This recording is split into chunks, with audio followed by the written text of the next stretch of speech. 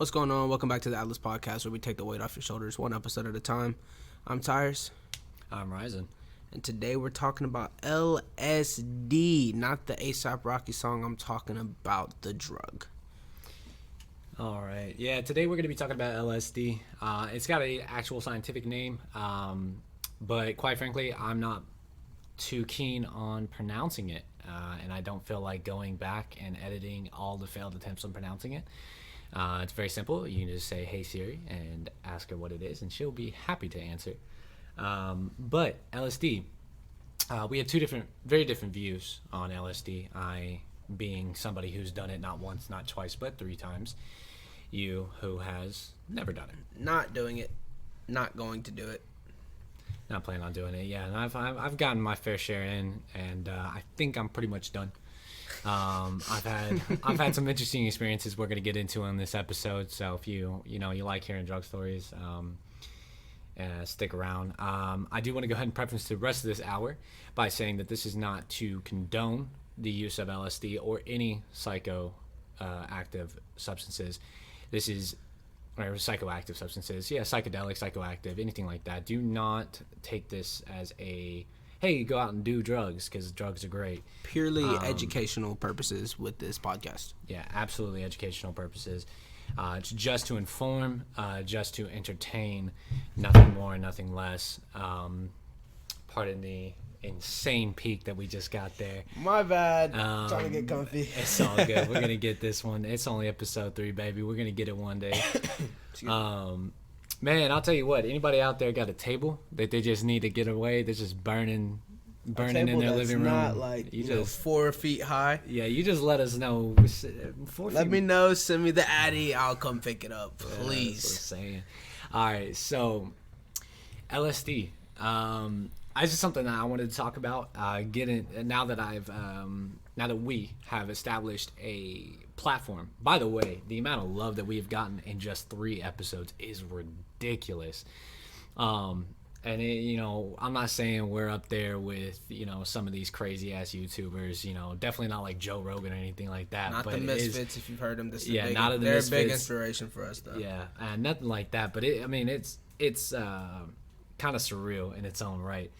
But something that, like I said, having a platform to kind of speak on this topic, because I don't really hear a lot of people talk about LSD, and if I do, it's in select crowds, and those select crowds talk about it quite frequently. But it's really just I don't know what's the best way to say it, like a silent drug.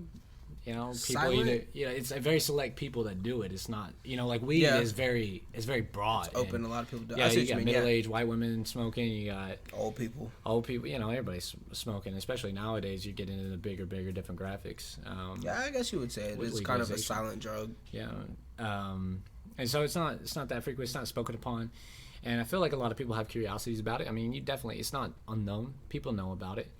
So I'm going to give a little bit of a history on LSD. Back in 1938, there was a man named Albert Hofmann.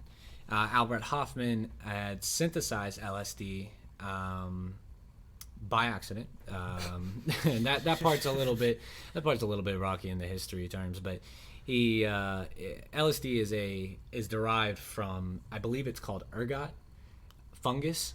That's on rye. Yeah. That's how people in jail, by the way, get fucked up. Okay, good to know. Yeah, so that it's derived from the fungus that grows on rye, and is actually been, and this is something that I thought was really, really neat, because Salem witch trials were like awesome. Growing, like I don't think they were like awesome, but like they were really, really cool to like listen to and read about and stuff like that. And I love the Salem witch trials and that history. I think it's very neat and kind of like a black stain in our history. But we believe that they had this fungus on their rye that they then turned into bread, and that some people. What's the best way to say it? There are groups that believe it heavily, partially, and not at all. But I'm one of the part that believe it heavily, that it was the Salem witch trials were influenced and started because of this fungus. It was ingested and it caused people to hallucinate and see things that wasn't there. They blamed witchcraft because that was the culture at that point in time. And it's really, I mean, you can see if you read the legitimate histories of the Salem witch trials, and it's just the irrationality and the hysteria that overtook. I mean, yeah, if I throw her in the water and she drowns, well, she was a human. But if I throw her in the water and she comes up, she was a witch. Yeah, what kind of catch-22 bullshit is that? We're gonna burn her anyway. Fuck it. Exactly. So if you think about that, and then you kind of like, I don't know, you throw LSD in there. I mean, not specifically LSD, but you throw a hallucinogenic in there. It kind of all just makes sense, right? They're just tripping. I get it. They're just tripping, man. They're just tripping. I'm not even confused about it no more. I don't feel bad no more. I get it. So it's pretty cool. So now, Albert Hoffman, 1938, he synthesized it. He had the first ever recorded LSD trip in which he rode his bicycle, which is why I have it tattooed on my arm. For anybody that's going to ask him when they see him. Yeah, anybody that sees my bicycle tattoo on my bicep, my bicipical, if you will. Wow. I regretted it as soon as I said it. I sure hope you edit that out. I regretted it as soon as I said it. I'm not going to edit it because I'm too fucking lazy. But yeah, no, anyway, my bicep has a bicycle on it, and it's to attest to that story in which he rode a bicycle on the first ever recorded trip. He rode it home. He believed his neighbor was a witch. He had a horrible, terrifying LSD trip. He woke up the next day and he felt amazing. He felt great. And he dedicated his entire life to, or the entire rest of his professional life to psychoactive drugs and the research of them. And that's really cool. Research started in the 50s and 60s for LSD, and then after seeing some of the effects and it becoming a recreational use, we all know them, that famous H word, hippies. They decided to Schedule 1 the drug and call it quits. And so LSD studies kind of halted up until the recent decade, in which they've been coming back here and there. And you hear about it.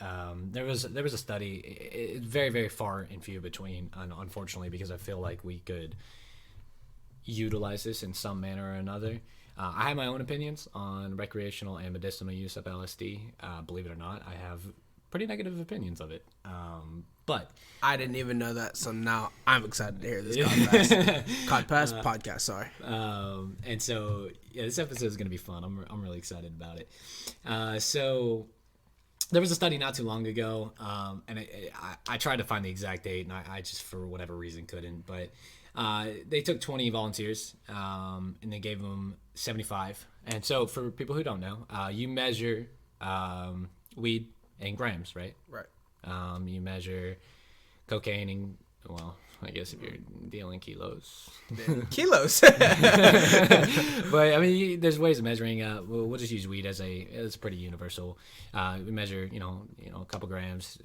That's a good night, right? Right.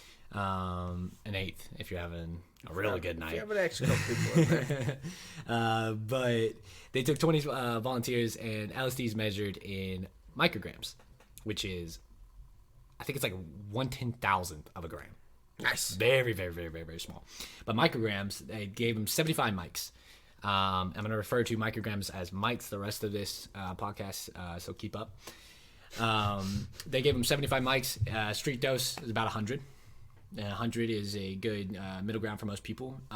Another known fact, weight does not matter in LSD one bit. LSD does not give a shit how much you weigh. Getting fucked up regardless. It is not weight-based. There are a lot of people who are hefty, and they decide to take a few extra thinking that it's weight-based. It is not. You will severely surprise yourself doing that. But they gave them 75 mics, which is about, it's about a street dose, a little less. And in just 2 weeks' time after the test, they recorded and tested them, and they tested higher for optimism, openness, creativity, and imagination, which is incredible. I believe that there are structured ways of going about this test. A very popular practice nowadays in countries in which it's legal, and in some that it's not, is microdosing, which is where you take, like an eighth of a blotter. And a blotter is that little piece of paper you always see in the movies where they pop it on the tongue. That's called a blotter. I hope I had that right. I thought it was called the street version is called a tab. Yeah, it's a tab. Tab acid, is like saying like a joint or a blunt. Like it's just slang. A blotter, I guess, is like saying weed cigarette. Like it's a little too formal. Smoking that weed cigarette. No, smoking that weed pen. But just a few other things about LSD. It's non-addictive, and it's non-addictive. It has not. There's not a recorded death for specifically LSD. Now, synthetic LSD, there are recorded deaths, so don't get that confused. Like with any of these podcasts, anything that I have an opinion on, anything that Tyrus has an opinion on, I think we both wholeheartedly agree that you do your own research before you do anything. Do not let us influence you in any way. Just enjoy our voices for the sake of entertainment purposes and entertainment purposes only. Do your own research. If you feel the need to do LSD, do your own research. For the love of God, test your LSD. And it's a good rule of thumb for the street, but if it's bitter, it's a spitter. There you go. I couldn't get it out fast enough. But there's a great man on YouTube. He's got, I think, 1.7 million views as of recording this video. Quite a bit of what I'm going to go over, I brushed up with him. He's what I used as a platform to, before I did my trips and went on my trips, he was my sole source of education. And he's a very intelligent man. He's done a lot of psychedelics, a lot of different variations of psychedelics. He's done a lot of interesting tests with psychedelics, in which, just for instance, one of them, he had a man with autism, and he gave him Molly and recorded his entire experience with Molly and how it affected autism. And it was really, really, really interesting. I want to call it a study, but it was kind of, I don't know. Experiment. Yeah, I make it sound like he's not a professional, but he holds himself in a very professional manner. And he's great. But his name, for those who are wondering and want to learn more about psychedelic substances, his name is Psyched Substance. One word, Psyched Substance. You look up what is LSD, he's a little bald man. It's very easy to find. But his YouTube channel's name is Psyched Substance. I encourage you to go if you are curious and want to learn more. Now, as far as all that shenanigans out of the way, my trips, real fun. So they were some time ago now, and it started with my roommate at the time. We were, he had done LSD in the past. Wanted, not me. Yeah, not Tyrus by any means. He had done LSD in the past. Asked me if I wanted to do LSD. I had been curious about psychedelics. And I was interested in the subject, and drugs are fun. Woo! So I went for it, and so we went and picked up some acid, and I think this is where I really, really encourage people to test their LSD. We didn't test it, and thank God we got lucky, but I did do it a couple more times, and we weren't so lucky on those other times. So LSD, it's great. We had a tab apiece, and it was me, my roommate, and a friend of ours from high school. And, we decided we were going to, for whatever reason, we're going to drop acid. So we dropped acid that night. Didn't really do a whole lot of planning other than getting a case of water. For those who don't know, when you're on LSD, man, you think dry mouth's a bitch when you're high. Dude, water feels like you're just breathing, like it's a necessity. And so we each had a tab of acid. We let it sit for about 30 minutes, 30 minutes or so. Let it sit, swallow the tabs of acid, kick back for a minute, just bullshit it around, and then what I like to call the breaths, and what the community likes to call the breaths, it feels like you're breathing for the first time, and it is mind blowing. And you just, everything starts getting real sensitive, man. It's like you get tingly. Everything just starts getting. It's like if somebody was holding like a knob, like a volume knob, and they were just slowly cranking that bitch up. And it was everything you felt, everything you heard, everything you saw, just slowly cranking it up. And the reason for that is LSD intercepts a serotonin receptor, and it affects other receptors, the dopamine receptors, the anadrenic receptor, I think, and glutamate receptor, if I'm remembering correctly. I'm sorry, it's been a minute. But it especially, and it's known for its effect on the serotonin receptor, in which it goes into the receptor and acts like a lid, so it traps And that, think of it like a ping pong machine. It's just going and going and going and going, right? It's just bouncing everything. And so your body pulls in that receptor, it's trapped, it's locked, and the cell pulls in that receptor and then starts processing the LSD, which is why it takes about 6 to 12 hours to clear your system. So that it takes a build up. It's about 30 to 90 minutes before you start feeling anything. Well, about that 30-minute mark, I was starting to get the buzz. Everything was getting tingly. Like I said, that knob was starting to get cranked to max, right? And now, so we're kind of doing our own thing. We're talking, but we're all sitting around, but we're kind of like, I'm staring off at the TV. Homie from high school, he's staring out the fucking window, and my roommate, he's doing his own thing. I couldn't remember what he was doing. He's sitting on the ground, I think. And then roommate went away, and honestly, I started to trip. So like, I was tripping. Sounds got real weird. We were playing something. I want to say Agnes by Glass Animals. I hope I said that right. I really hope so. But it was a really, really pretty song, and it was playing. And I had this aura light. Basically, think of like those Christmas lights you see on like houses and stuff, where they're like projecting lights on it. Except mine it looked like the Northern Lights. And it had this red laser that bounced around this piece of glass in the inside, so it made it bounce and dance around the ceiling. And I remember looking up and watching that and almost seeing like two people dancing on the ceiling. And it was a really interesting experience, and I probably was staring at that for like 30 minutes. But it would have felt like an eternity. And we got to watching Acid Rap, or listening to Acid Rap by Chance the Rapper. Great mixtape. Go listen to it if you haven't. It's on Spotify, SoundCloud, Apple Music. It's on everything now. And one thing about LSD is, and everywhere you look this up. Wait, pause. Fun fact about Acid Rap is Chance the Rapper was on acid the whole album. So once you listen to it, remember that, and then you'll see. I actually didn't know that. That's really neat. Yeah.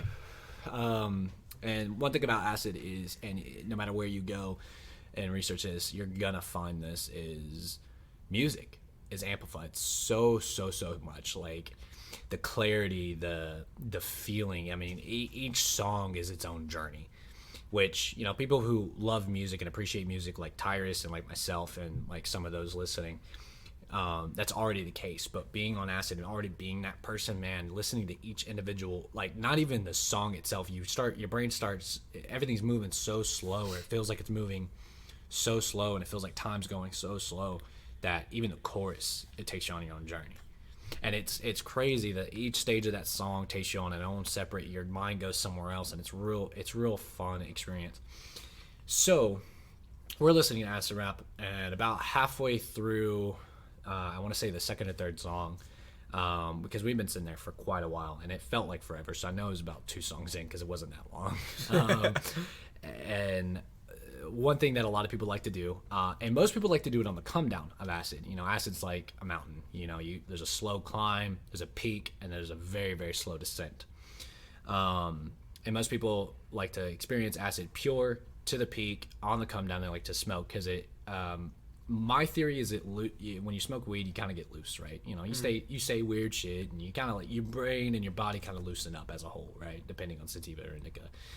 And you kind of loosen up. And so what I think is it loosens yourself up, so you stop fighting the acid so much, so it amplifies it, right? We decided to smoke, and we had, I miss that piece so much. We had a bong, little miniature bong called Bong Marley, because I had a picture of Bob Marley on the side. I know it's not very creative, but for my people out there, how that first glass piece that you fall in love with, how it means so much to you. So we had this bong, and my high school buddy and I have always, we weren't like crazy good friends in high school, but we always, every time we had class together, every time we were together, we were always super competitive. And when you throw drugs in the mix, you want to outsmoke the guy, you want to outdrink the guy. Smoking for the sport now. So we did that. So he's hitting it. And me and my roommate are like, damn, okay, go. Like, oh shit, he's about to clear this whole fucking bowl on his own. And so I repacked it, and I cashed the bowl. It's a grand bowl. And for those who know miniatures, Yeah. Them bitches are hot. It was a lot. It was a lot for sure. And I hit it, and I was doing a little finger motion. I was like, go, go, go. And I was hitting it. And then cause I was so happy, and like, I was so energetic. I was so happy. I was just happy to do stuff. And it was, it was a little friendly competition. Whew, boy, that was fun. After that, after I exhaled, I got about my 30, 40 seconds, about 2 minutes in, it felt like oblivion. And then all of a sudden everything got real weird.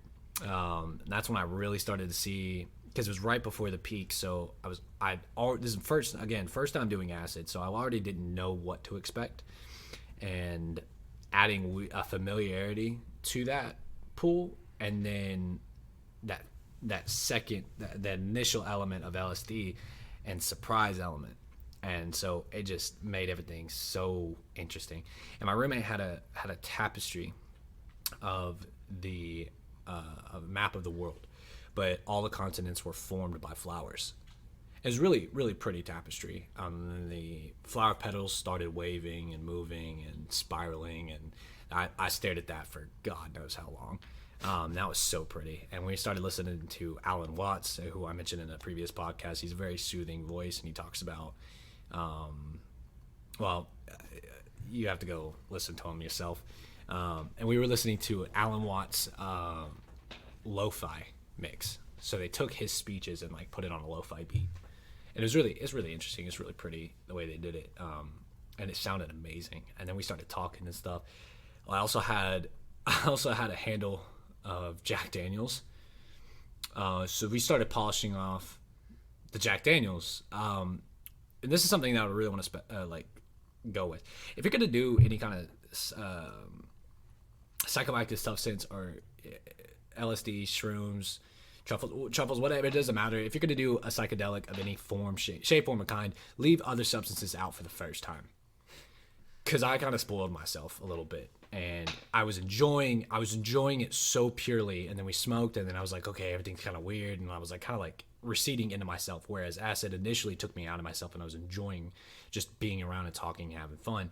And then the marijuana kind of pushed me back into myself, and then the alcohol pulled me back in. So I had 2 downers and an upper, and that was just, it was the only way I've ever been able to describe it, because I was still tripping pretty hard, and the only way I've been able to describe it was kind of dirty. Like at one point it was pure, and then it became dirty when I started drinking. But the most notable thing from that entire trip, and it's a very relaxed trip, but the most notable thing from that entire trip was we had put away my roommate's dog. And we put her in her little crate so she didn't, bother us. And we kind of got to do our own thing, and she kind of chilled. Well, I remember we went in the room. We were listening to Alan Watts or acid rap, one of the two. And I looked at the dog in the crate, and I saw genuine human emotion on her face. Like, it was... LSD makes you very like detail oriented, and you see like even to the point where you can see the pores on somebody's face, and like and if you're uncomfortable by that, man, you need to rethink your decision on doing a psychedelic substance, because you really get into detail. And I saw genuine human emotion and distress, specifically that emotion, just absolute distress upon her face. And I let her out immediately in the kennel, and then me and that dog like literally played around, cuddled, and just hung out, because like I knew she was like upset and just sad being locked away. And like and to this day I treat animals better because of that. I've noticed since that trip I don't even kill flies. I'll catch a wasp and I'll let it outside. I'll catch a fly if I can and let it outside. I try not to kill animals of any kind, even spiders, which is gonna surprise a lot of people, because like I don't know, there's something about it. It's something about that experience of, I've always loved dogs, but something about seeing a reflection of myself in that dog just kind of changed the game for me on how I treat animals and living things that aren't humans. And I started treating them more so as an equal. I still eat steak. Not a fucking vegetarian. I'm not a vegan or anything, but I still, I don't know. There's amount of respect there's more respect given to the living things that I inhabit my little world that I go through every day. And I attest that specifically to that first trip. Do you have anything you want to add? Questions, comments before I get into the second one? I'm not fucking doing acid. Now, before we get into that, just in case, Ryzen doesn't stop rambling ever, I'm not doing acid, one, because I have severe anxiety. I don't even like grinning out because that shit freaks me out. Two, I don't like the idea of saying something that's there but not acting the way it should, because that gives me anxiety and freaks me out. But I do understand the benefits of acid, and I get it all. I'm not against acid by any means. I think it's a cool fucking drug. It makes you see things you've never seen before. I truly believe it does bring people to I want to say a spiritual, it brings them to a spiritual peak. They really know themselves, and they get something out of it, and I get that. But acid just scares the shit out of me. I'm also scared of bad trips, because you'll hear about about one in this podcast. Yeah, so that was the first trip. And the second trip, and something about acid, it's very important to note. And Psych Substance gets into it a little bit, but he really didn't get into the detail that I needed at the time. I call it, and I hope I coined this phrase, and this is an original thought of my own. I've coined it the gray day, as in the shade. Because it genuinely feels, no matter if it's bright, sunshiny day outside, it feels like that dreary, cloudy Sunday morning, or everything's kind of dreary and gray. And it's that gray day. And the reason is you've just depleted yourself of serotonin, dopamine, all those fun little receptors that LSD was fucking with for that 6 to 12 hour period are just drained and they're kaput. And a lot of people, and don't get me wrong, I felt great when I woke up. I wasn't hungover. I wasn't groggy. I got a decent amount of sleep. Everything felt kind of literally, it's like somebody upped the grayscale. Visibly, everything was gray. Emotionally, I was fine. But going into the second trip, and like I said, that gray day, you're gonna be stepping down. You want to give yourself about a day or so to kind of recoup before you feel back. I say back to normal, but you never really come back. LSD is known as the drug that keeps on giving. You hear of acid flashbacks, stuff like that, and I'll get into that later on. But the second trip, that's where we kind of kick things off a little bit more. And it was about 2 or 3 months after the initial trip, and we took, I believe, we took 2 tabs a piece. So double the street dose. And I think it was about 150 mics a piece, so about 300 total, which is already above, one tab's already above the normal street dose, and then we doubled that 150 to 300, and it was just insane. I remember that trip was very, very interesting. And on the come up, I got my breasts again. I got the feeling, everything, all the feelings in the world kind of amplified. I was very content. And I was it's almost like getting up into a line on a roller coaster. It's always like that, where you kind of get not butterflies, but you kind of get trembly and excited, and you can't really sit still kind of feeling when you're just in that line for that roller coaster. And I started getting that way, and the come up started happening, and we were talking. We ended up watching a clip from Rick and Morty, and that was really interesting, and it was really fun to watch that while starting the trip, and kind of settled in. And it was the episode with the Whirly Durly, and they go through a time, I want to say it was a quantum breach or something. I forget what the fucking terms they used, but it was basically a little trippy segment of the episode, and it was really fun to watch. That felt like it lasted 15 minutes, but in reality it's a minute long. And so 2 tabs down, having fun, watching wacky videos. We started. He went and did his. My roommate went and did his own thing. It was just me and him this time. My roommate went and did his own thing, and I ended up coming back and sitting in the living room and like just kind of enjoying myself. And I remember at just one point in time, I was just like, "Damn, I really want to go outside. Like, I can't be in this stuffy ass apartment. I want to go outside and go like do something." And so we went outside.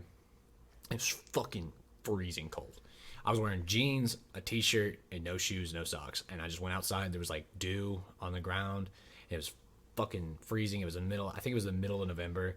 And there was this rock outside. I went and sat on the rock, and I remember staring up at the sky, and it was as clear as it could have been nighttime.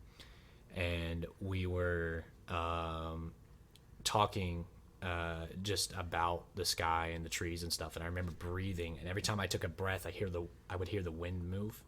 And I would see the trees move, and I'd see the stars start to move. And it was like, and the only way I've been able to describe it was like I was breathing with the world, which was very, very interesting for me. And I heavily enjoyed that. And we ended up, I went on and stared at my lights. We listened to Alt J a little bit. We listened to some more Glass Animals. We listened to a lot of music. That's a big part of my trip. Was music, and it was nice. It was nice. It was, I was seeing the walls breathe and move and vibrate and just all kinds of different things. It was really, really interesting. And then we decided to smoke, which was the worst choice. So another thing about testing your LSD is that it's very, very important because you could get shit that will really fuck you up. Granted, I was 2 for 2. It was real acid. It was real acid both times around. But our weed was laced, and we didn't know because it was brand new. We bought weed, and this is actually the reason that I stopped smoking flower, was because of this, and entirely because of this. I don't smoke bud anymore. I don't smoke tree anymore until it becomes legalized, and until it is regulated in some manner. I will not touch bud from the street. I can't anymore because it was laced with cocaine. I believe that's called K12, K2, one of the two of those. Yeah, and that fucking sucked. So, in the previous trip, I smoked and I drank, so I kind of had an idea. I'm over double the dose down from the original trip, and I smoked. I'm expecting one thing, and then this third party come out of nowhere. And I've never done cocaine. I've never done cocaine. I stopped my drug use at shooting shit with needles and stuff going up my nose, as is the lines that I won't cross. Weirdly enough, those lines are that I just will not cross. And that's just a personal moral. I have nothing against it. I believe that everybody has a right to choose what they want to put in their own body. It's their choice. I do believe that it was a genuine mistake. We should have been able to see the obvious difference in the tree, and we didn't. I don't know if it was because we were excited about the L or what, but we smoked, and I remember hitting my piece, and I got this I hit it hard, and I had felt this like burning in my chest. I remember looking down, and my arms were charred and ashy, and just like I'd been in a fire, and I myself was caught on fire. And I remember just like dusting myself off, and I'm hallucinating this. This is not real. I didn't burn myself in any manner. And then I remember sitting on the couch or sitting on my bed and looking at my roommate, and my roommate just melted into the background. We were having a conversation about something I could not for the life of me, and I don't think I ever will be able to recall what we were talking about, because it was such a, I don't want to say traumatic, because it really wasn't like stress inducing. It was just bizarre, and it was something I've never seen before. And he just melted into the background, and I remember like falling, and really what it was me leaning back, but I felt like I'd fallen, and I have a huge fear of heights. Like, I'm really bad about heights, and I remember falling, and I kept falling, and I was going through this tunnel of just color, and I was like, I couldn't see, like the whole world had melted away. My eyes were wide open. I could not see my bed. I couldn't see the walls. I couldn't see the ceiling. Couldn't see the TV. I couldn't even hear the music that was playing anymore. And it was just this tunnel, this like cylinder of color that I was just traveling through at God knows how fast. And then I just snapped right out of it. And I think that's when the cocaine hit, because I just freaked out. And it was like, I remember, and I don't know, I'm getting anxiety, like my hands and my legs are shaking thinking about it. Because that part was traumatic for me, because I was expecting one thing and then I was delivered with another. And when you're on LSD, you have to remember, it's like riding a rocket ship. It's like being strapped to a rocket ship. That LSD is going to take you high. You have no control over it. Once you ingest that tab and you swallow it and you're done, that's your consent out of the way. Everything else, it's up to LSD what's going to go down. And you try to jerk yourself to make the rocket ship go one way, it's just going to go shooting back the other way. So you really got to go with the flow kind of mindset getting into this kind of stuff. Like cocaine hit and I did not want to be on the ride anymore. I wanted off. And I started freaking out. I remember turning off my color lamp. I remember turning on my light and turning on all the lights in the house. I was looking for the keys, because I remember in the previous part of the trip, I went out to the rock and I was looking at the sky and the stars and stuff. And I remember being at peace. And I think I was trying to get back there. But I had a panic attack that was amplified by LSD, magnified by weed, and fueled by cocaine. And I was just fucking hauling ass. And apparently, on my roommate's account, I about 8 times followed the same loop, and we jokingly called it a time loop, where I was stuck in an endless loop of looking for my car keys. And I never explained to him what I was looking for, because every time he would ask me what I was looking for, I would just disappear. And I was just running around this apartment at fucking 3 a.m. Like, the last thing I need to be doing is making a shit ton of noise while I've got 3 different substances running through my body. And I'm just freaking the fuck out and looking for my car keys. And I honestly can't account what happened the rest of the night. Apparently hours went by of me running around and freaking out. Looking for your keys? Yeah. Hours and hours and hours. All I remember, and then like not drinking, nothing that would have caused me to black out other than just pure stress. I woke up and I had my Juul at the time, my Juul charger, my phone, my wallet, my keys. I found them. I don't know when. A hat, a pair of pants, and the clothes I was already wearing, all surrounding me in my bed. Like I literally, it was almost like I collected everything that I would need to leave and just didn't leave. Which is really weird. Time loop. That's just weird. I see why you call it a time loop now. And I just got stuck in that. And that was it freaked me out, quite frankly. It was a very, very interesting and terrifying experience. And I remember telling my roommate that I felt like I went through hell and that nothing can bother me. Because I woke up the next day feeling great. Which is really weird.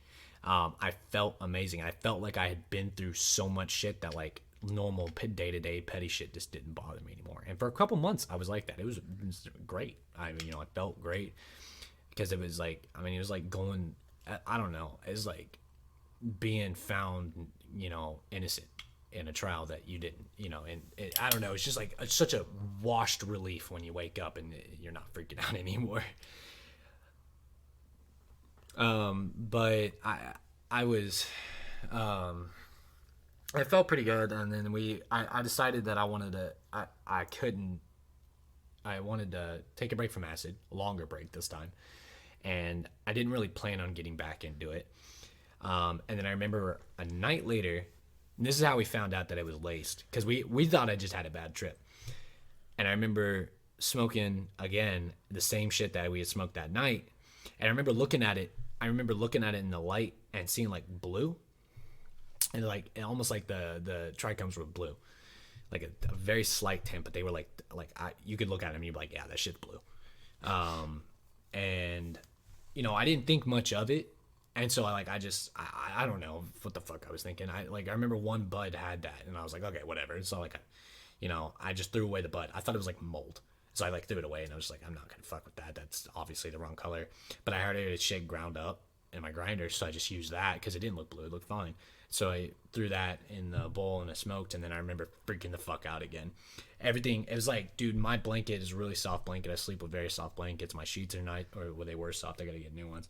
But it felt like sandpaper on my skin. Like I could not sit still, and if I or like every time I made a slight movement, it was like somebody scratching like really high grain sandpaper across my forearms and legs and shit. So it freaked me out. I jumped out of my bed and I just stood there for like a minute, and then I started walking around the house, and like, cause you can't stand still, man. You just gotta go. And I was freaking out. And I'm a control freak. I like knowing what the fuck I'm getting into. I had no idea what the fuck I was getting into. And I was, oh man, dude, it was fucking stressful. And so we threw all that shit away, and then I warded off smoking tree. Just done smoking tree. That's from that point on I stopped. So the first acid trip, I learned a lot about myself. I started treating animals better. Second trip around, a lot more intensity and involved in that one. And I stopped smoking flower. The third trip, and my last acid trip I will ever go on. Last but certainly not least. No, probably the most significant of them all, in which I received a significant personality change. And this is the worry with a lot of people with acid, and a lot of people who are interested in taking acid, and you'll hear about it, is what if I come out a different person? And it's very possible. I didn't completely change. I didn't do a 180, but I felt a very, very intense shift in my personality. And I believe I'm the same person. I just act and hold myself differently. And I think I attest it to that night. So this night started off really, really interesting. I had gotten off work, and my buddy said something. He's like, hey, acid. I was like, fuck yeah, like, sure. And I was like, fuck yeah, absolutely, let's do acid. So we went and grabbed 2 tabs of acid. And going back to what I previously stated in the beginning, if it's bitter, it's a spitter. And that just means, LSD, and this is something I should have covered in the beginning, LSD has no odor, no color, and no taste. You would never know if you were being slipped acid. If it was appropriate and well-made acid, you would never have a clue. Until, you started freaking the fuck out and tripping. And it's because of that rule. When we got to a Walmart parking lot, what we were going to do is we were going to pop these 2 tabs of acid. We lived about 5-10 minutes away from the apartment, or from the Walmart from our apartment. So it wasn't a big journey. Pause. What he doesn't remember that I had to remind him is he came to when I was still living at my parents' house, pulled up to my house, asked me if I had anything to drink, and I had a Gatorade, so I gave him a Gatorade, and then they left. And then you guys went to Walmart. That was after. That was after? That was after. Okay. So I don't remember that, but I know that wasn't during, because I'm still clear head at this point. So we went to Walmart. We popped the 2 tabs of acid before we were going into Walmart. We were just going to hold them while we were walking around Walmart getting drinks. So this is what happened. So we popped the acid in our mouths. We're super excited to do acid. Like, I was scared going into it, and, set and setting is the most important thing. You hear that time and time again when you're doing anything about LSD research and psychedelic substances, is you're going to hear set and setting. Those are crucial to a good trip. And I was a little nervous going into it, but I knew what I had to do this time was not add anything to it. No alcohol, no weed, no nothing. Just sit and enjoy the acid and enjoy the ride and just enjoy everything that it was going to do for me, not with my permission. Just let it do its thing and just enjoy it for the sake of enjoying it and learn what I could learn. Instead, we popped the acid in our mouths. We held them in our mouths for about 5 minutes, and then we looked at each other, and then we both were like, I'm going to spit this out. And we both spit it out. So we had it in our mouth about anywhere from 5 to 8 minutes. And we looked at each other, and we were like, it has a taste. Like, it shouldn't taste like anything. Blotters don't have taste. I mean, it tastes like you're chewing paper. Like, it doesn't really have a taste. You just know that you have paper in your mouth. It's really just the texture of the blotter itself. And there was a definitive taste. And so we were like, that just doesn't taste right at all. Well, it's not supposed to. So we spit it out, and we're like, "Fucking, I'm pissed," because I always say there's two things with Americans you don't fuck with. That's their food and their money. And when you're talking about money, I invested. It's just not cheap nowadays. And I already knew that our guy was fucking us on price. I knew he was, but where the fuck else am I gonna go? It's not like I can make this shit. So I paid the premium, I guess. And these were said to be 200 mics a piece. So the initial was anywhere from 150 to 100. Street dose is 100. Second trip was 2 150s. And then the third one was going to be 2 200s. Fucking insane. So 4 times the street dose. And they had a taste. We held them in our mouths for about 5 to 8 minutes. We spit them out. Just not having it. Right? So we go inside the Walmart. We're still gonna get our drinks and shit because we need shit for the apartment anyway. And I'm texting the guy and I'm like, "Hey, dude, what the fuck is this? Like, blah blah blah blah." And he's like, "No, I fucking tripped on it. Like, it's not that big of a deal. Like, it's not bad acid. Blah blah blah. I tripped on it." And I was like, "Okay, you're full of fucking shit." I said, "Whatever you gave me is bullshit." He said, "Cause it has it." I was like, "Where the fuck are you?" And he kept denying it. And I was like, "Okay, he's just." I knew this kid was a fucking idiot. Don't get me wrong, but I was like, "Where the fuck? Like, where do you keep it?" He's like, "I keep it in my sock drawer." I'm like, "Oh, you stupid motherfucker." I was like, "Do you have it wrapped in anything?" He's like, "Yeah, it's wrapped, but like whatever." And so I assumed that the odor of his fucking socks and laundry and shit like fucked the, added like a taste to it. And the aluminum foil wrapped in can almost give it like a metallic taste. It's very rare, but it could give it a slight taste in its own right. But so do you know why they wrap it in aluminum? Do I know why? Yeah, why is that a thing? The acid doesn't transfer onto anything. Okay. And it's because it's basically a little piece. You can almost think of it like cotton. It just absorbs the LSD, and like just holding a blotter will transfer LSD and you'll absorb it. So you got to be careful handling it. So aluminum foil and various other methods of packaging. But metal just doesn't absorb.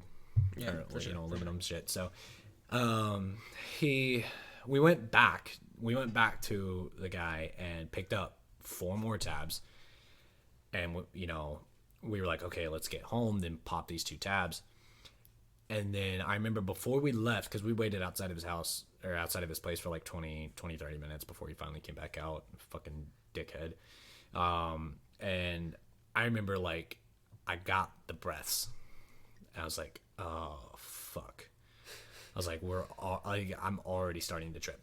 Like just a little bit, but like I got the breaths because I remember like looking, like kind of like looking within myself, and I was like, why am I breathing like this?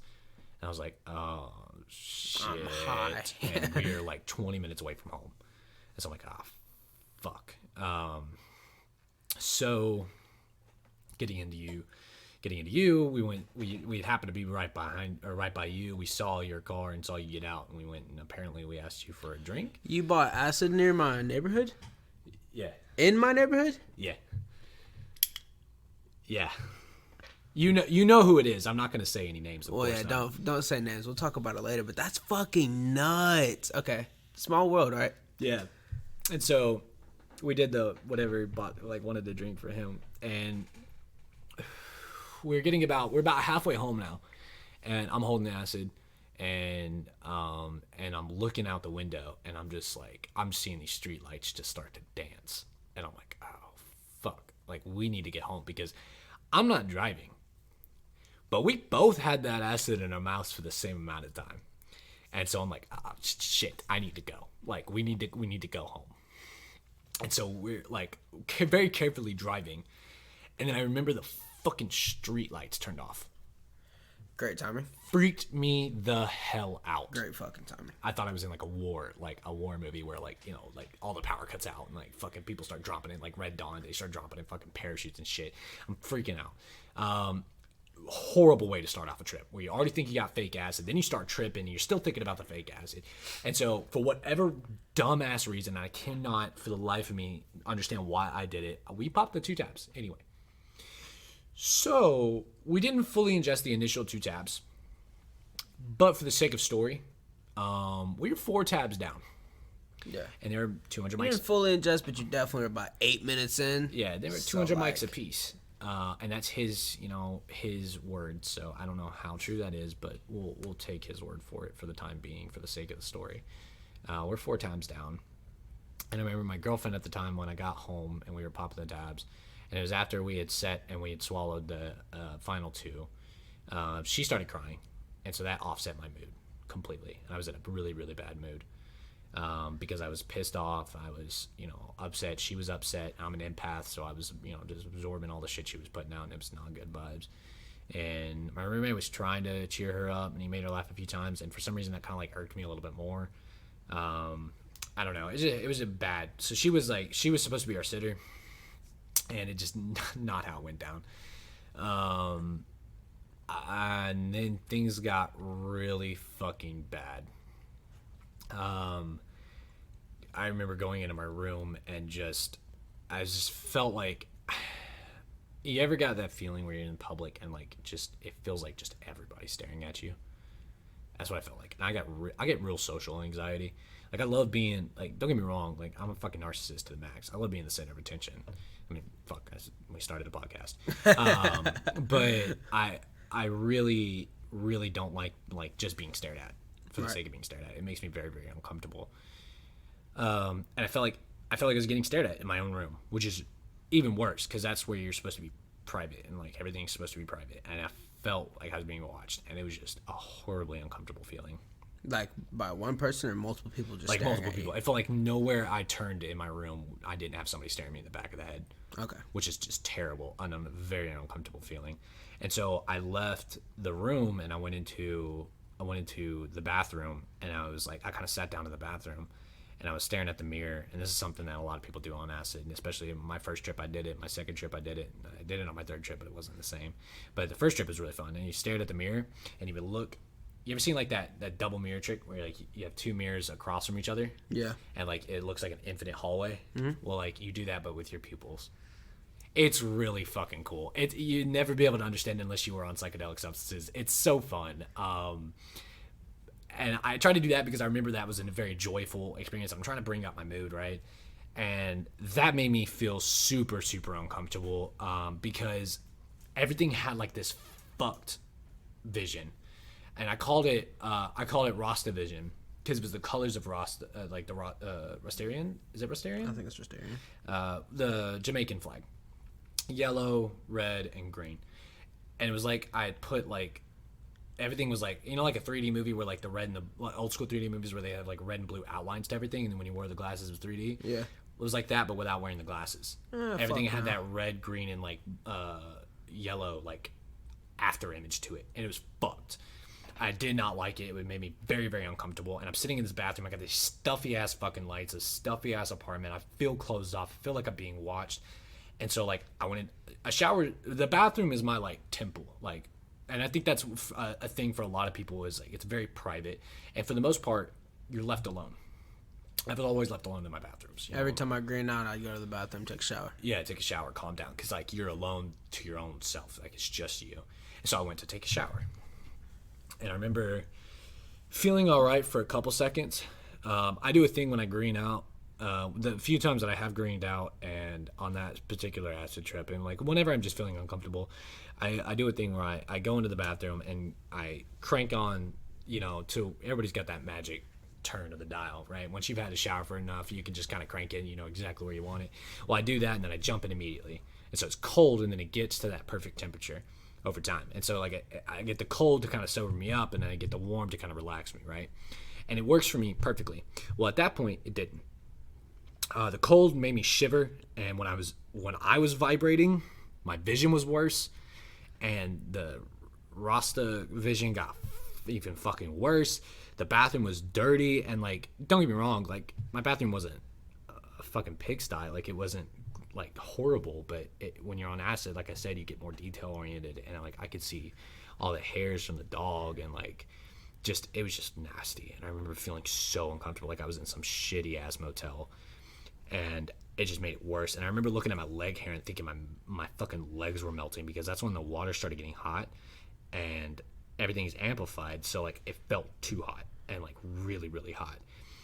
and it felt like my oh God, it was so very uncomfortable. And I remember asking my girlfriend at the time to come into the bathroom and like just talk to me. I remember just saying, just talk, just say anything. And she was like, "What do you mean?" And I was like, "Just fucking say anything." And then I threw up. That fucking sucked dick. That was absolutely terrible. It was such an uncomfortable experience because I don't like throwing up. And I don't know anybody who likes throwing up. But throwing up, like, normally you throw up and you're like, okay, I feel better. Like, you still feel shitty, but like, you're like, okay, I'm better. Throwing up an acid, not that. First of all, I thought I was genuinely throwing up the insides of my body. I could feel every convulsion, every movement in my muscles that pushes the fluid and the processed food up from my stomach, out my esophagus. Like, I felt every ounce of effort my body puts into throwing up that you take for granted when you're drunk, greening out, or just throwing up from food poisoning. Just felt every aspect of throwing up. And I remember in detail throwing up. And then the dry heaving started. Yeah. And I don't need to tell anybody here who's ever dry heaved in their entire life. That is the most bullshit thing that our body does to us. So fucking worthless. It's a dumb waste of effort. All it does is make you feel like you're dying. And it fucking hurts, man. After like that third or fourth one, but that shit hurts. You feel like you're dying. You're not getting oxygen. Everything just feels shitty. And I'm on acid, so everything's amplified by 1,000. Not to mention I'm off 4 times the street dose. And I'm just freaking the fuck out. Everything is just garbage. I feel terrible. And so I remember going and like laying down in my bed. I'm butt-ass naked, by the way. I'm still soaking wet. Still soaking wet, butt-ass naked. And I just go and lay down in my room, in my bed. And I'm just laying down. The door's open. The light across from my hallway is the bathroom, and it's still on, but my room is dark. And if there's ever a piece of advice I could give to anybody who wants to do a psychedelic substance and they're having a bad trip, if for whatever reason you remember this, when you're having a bad trip, do not turn lights off. Turn them on. And the reason for this, and my reason for this, is when you turn the lights off, you're leaving your brain, who is, by the way, freaking the fuck out on a drug, to just come up with shit because it's filling in the void. Fuck. But if you turn on the lights, you're painting a picture for your brain already. So shit might move, shit might make you uncomfortable, but I'm telling you right now, if you turn those lights off, it's going to get so much worse. And the best way I've ever been able to describe it, when those lights were turned off and that bathroom light went off from my girlfriend flipping it off, everything got dark and my inner demons fucking articulated themselves and were watching over me. And so those were the eyes watching me the whole time. All of the dude, it was like somebody romanticized and created all the shit and angst and anxiety, depression, like 7 deadly sins, but all the shit that I deal with just right there in my room, just hovering over me. And I was just, dude, oh god, it was such an uncomfortable experience. He's not crying. No, I'm not. He's crying. not crying. It sounded like he was sucking up tears right there. He's not crying. He's just got a little PTSD. Yeah, no. And so I remember like just I was just trying to bring myself back, and it's just not happening. Like I said, you're on a ride. You're getting off when the ride's done, and my roommate walked in. And this I will never forget in my entire life. My roommate walked into my room and asked me if I was okay. And his voice already didn't sound right. And I looked up, and his mouth to his belly button opened up in a vertical mouth. In a vertical just mouth with like teeth. And like his entire torso and stomach just opened up into a mouth. And I could see him talking and hear him talking, but it didn't sound right. And I couldn't understand what he was saying. And I just saw that, and I remember I didn't want to. Did it look real or kind of like animated type? No, it looked real. Like so as real as you can create that shit in your mind. Okay. Like it's insane. And the reason for that is LSD affects. There's been studies where they've like done where they've measured brain activity, and it affects your visual cortex heavily. and it's because LSD causes connections in your brain that are unique to every day. That's why you hallucinate. And so no two trips are ever going to be the same because our brains are different. So we're going to see different things. And for whatever reason, my brain wanted to do that. It did that to me. And that fucking sucked. Because dude, that was just terrible. And I remember, and this is not even like 2 hours in. I still have like 4 to 8 hours to go. Like, I still got a long haul, and I took more acid, so I have longer to go. Like, I had at least 4 to 6 hours left, and it's already felt like an eternity, and I've already done so much in my little time, and oh god, it was terrible. And I remember telling him, I'm just gonna go to bed. Like, I don't want to do anything. I just want to go to bed, and that was a fucking mistake. But I'll get into that later. My girlfriend, for whatever reason, wanted to make something, and I was laying down, and I don't know how long I had been laying down in my bed at this point, but I was drying. I was like, my hair was still wet, but like my skin was dry. And for whatever reason, our smoke detector started going off, and that, I mean, they're loud. They're supposed to wake you up if there's a fire in your sleep. They were loud, really, really, really, really loud. And on acid, it's like, it freaked me out. And like, I remember, and I'm so proud of myself for this, and I don't know why, but I'm like, I hold myself up for this very well.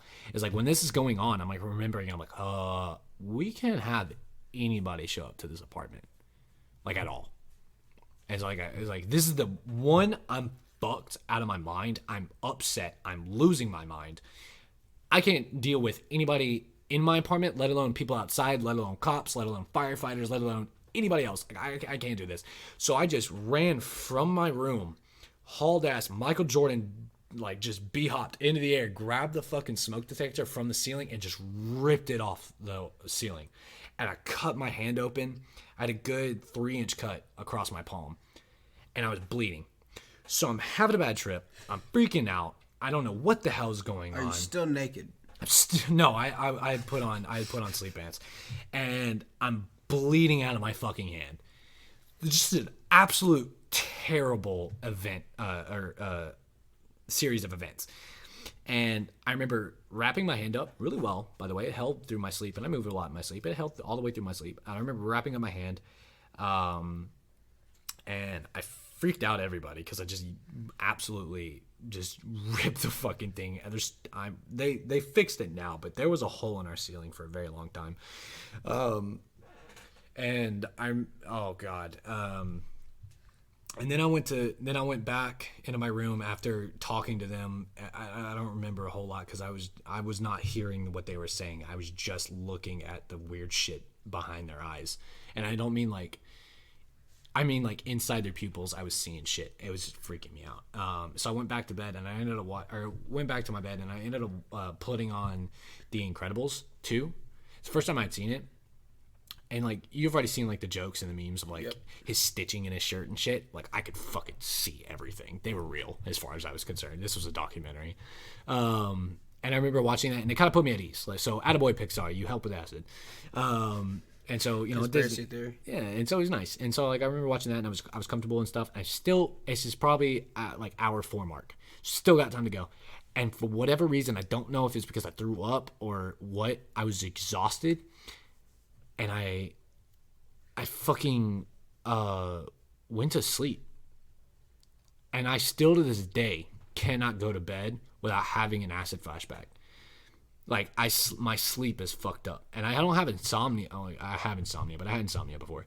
I can still go to bed, but, like, I feel, people always say it's quicker than falling asleep, or, you don't remember falling asleep. I remember ever since that night, I remember every time I've gone to bed. Like, I know when I'm about to fall asleep. I know that exact, like, I can literally in my brain go, yep, about to fall asleep. I'm out. It's very weird. It's very, very, very strange. We've been going for quite a bit. But acid's it's not a toy to play with. It could be a spiritual tool. It could be a fun substance. You know what? Spiritual is our word of the day. Spiritual. Okay. We said it a lot of times. I've picked up on spiritual word of the day today. And it can be a very good spiritual tool. And it can be a lot for a lot of people. It can change a lot of people. And I've been trying. I've improved myself since then, and I've experienced a lot since then. But it's not something to take lightly, and it's not something. I recommend everybody try psychedelic substance at one point in their life, because it is an eye-opening experience. When it comes to LSD, though, spitters or quitters. I'm sorry. Spitters are quitters. Not what I meant to say. If it's bitter, it's a spitter. Yeah, and get rid of it. Because, and I talked to a chemist who has messed around with LSD and stuff. Weird fucking chick. If you're listening to this, bro, you know who you are. You know who you are, and you're awesome, but you're a bizarre girl. She told me that she believes that the 4-tab acid trip was not fake acid, but acid that was spiked with meth and Molly. Yeah, boy. Because of the vision that I was having and the fact that I threw up and like the shit the extreme paranoia. She said it was not, because I remember telling her, I was like, it didn't feel like acid after a while. It stopped feeling like acid. And because of that, because of what LSD does visually for me, bright lights, bright colors, flashing lights. Sometimes when I'm driving at nighttime and like people with high beams come and hit me, I start getting very uncomfortable. I get anxious. You know, there's a bowling alley that does a cosmic bowl every once in a while, and I can't go there because I get very uncomfortable. And it's a specific strain of PTSD called HPPD, which is hallucinogenic persisting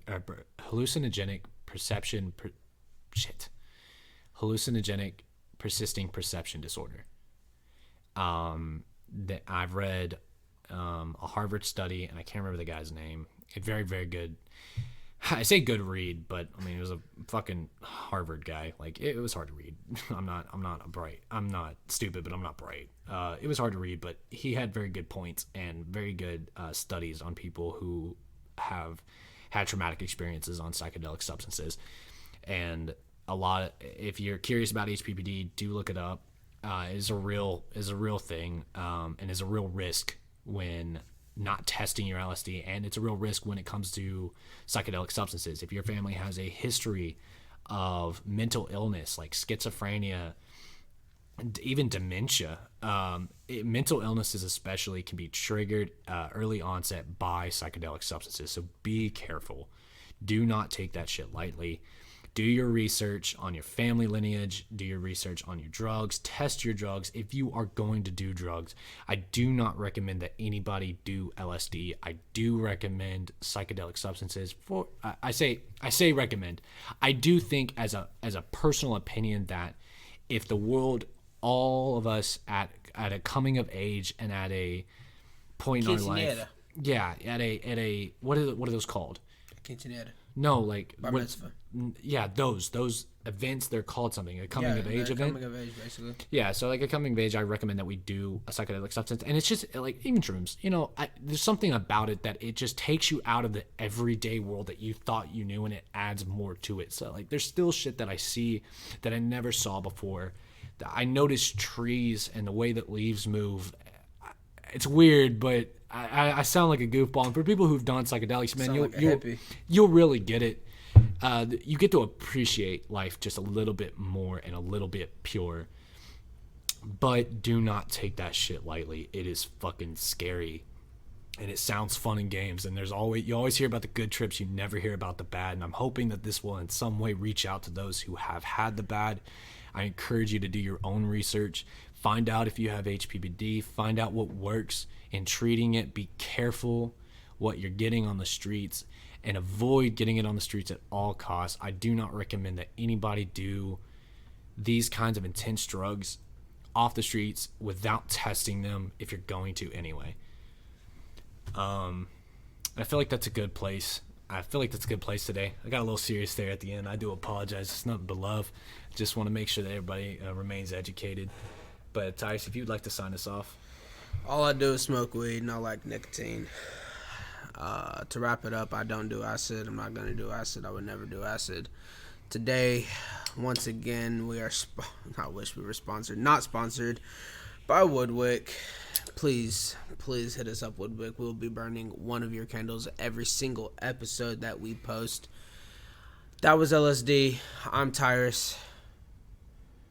And I'm Ryzen. I'm sorry about the delay. Nah. And with love, we sign you guys off.